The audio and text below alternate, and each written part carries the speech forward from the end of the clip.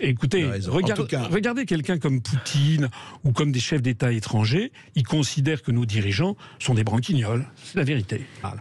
Maintenant, il faut regarder l'avenir. Moi, ce que je propose dans mon programme, j'en ai pris l'engagement, parce que je vois parfois des médias qui disent « mais personne n'a un avis différent ». Si. Moi, j'ai pris l'engagement que si je suis élu, la première chose que je ferai, c'est que je supprimerai le pass sanitaire ou le pass vaccinal. Il y a l'écrasante majorité d'ailleurs des pays du monde qui n'en ont pas.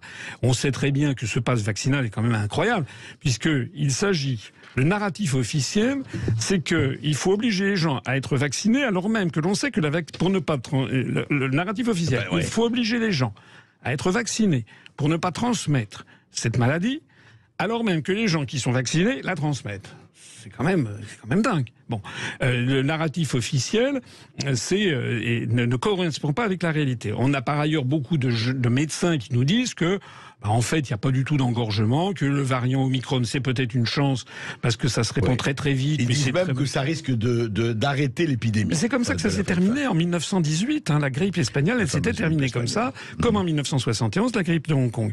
Donc moi, les engagements que je prends vis-à-vis des Français, vous trouverez ça dans mon programme. 1, on arrête immédiatement passe sanitaire, passe vaccinal. 2, liberté vaccinale.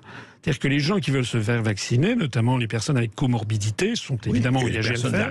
Personnes à risque, mais ceux qui ne veulent pas, peuvent ne pas le faire. Et on ne fait pas des pressions comme c'est actuellement le cas, parce qu'actuellement c'est quasiment une pression, c'est quasiment une vaccination obligatoire qui ne dit pas son nom. Quand je dis liberté vaccinale, c'est liberté de prescription des médecins, et y compris des vaccins, comme le vaccin chinois dont je parlais tout à l'heure, avec une autre technologie.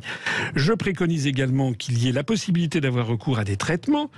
Moi, j'ai du mal, si vous voulez, à considérer que l'ivermectine, c'est pas bien, puisque j'ai été soigné par l'ivermectine, justement. Moi, j'ai eu le Covid. J'ai eu le Covid, j'avais 39,2 de fièvre, et puis j'ai un ami qui m'a donné sous le manteau, parce qu'on en est là, un médicament qui était en vente libre il y a encore 1 an, et j'ai pris donc cette boîte d'ivermectine, et je suis...